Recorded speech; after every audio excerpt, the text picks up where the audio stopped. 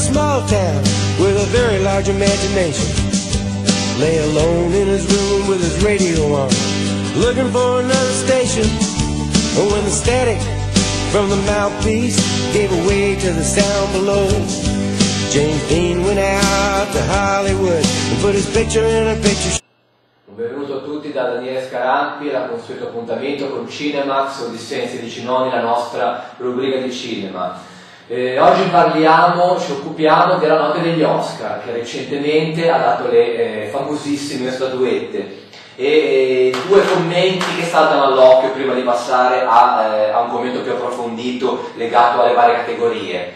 È stata la serata, la notte degli Oscar, che ha regalato la sconfitta, possiamo così dire, del grande, colossal, curioso caso di Benjamin Button e del suo enorme budget di oltre 150 milioni di dollari a favore del delizioso The Millionaire di Danny Boyle, che già avevamo recensito, e nello stesso tempo anche la notte degli Oscar, che ha regalato l'atteso e anche per certi versi chiacchierato ma previsto nei mesi scorsi Oscar postumo a Heath Ledger, scomparso appunto qualche mese fa per un cocktail di barbiturici, premiato appunto all'Oscar come miglior attore non protagonista per il suo Joker nell'ultimo Batman.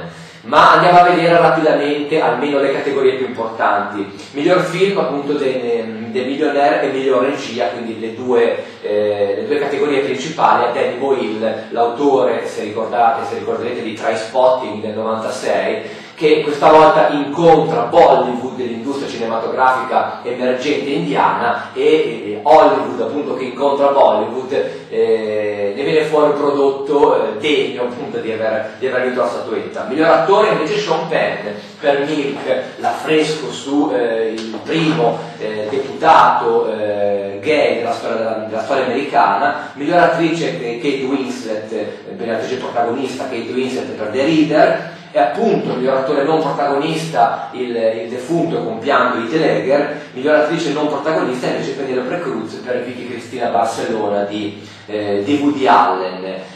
Il grande sconfitto invece, il curioso caso di Benjamin Button, ha rimediato l'Oscar per alcune delle più importanti categorie tecniche come miglior trucco e migliori effetti speciali.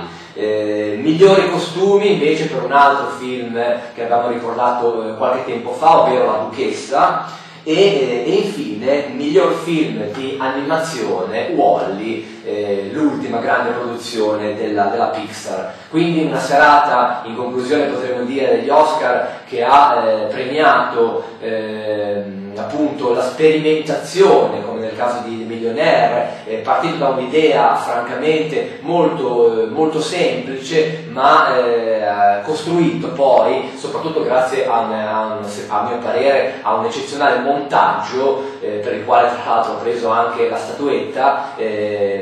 È diventato un film veramente accattivante. E poi appunto la sconfitta del curioso caso di Benjamin Button e l'Oscar appunto postumo a Heath Ledger per il Joker di Batman.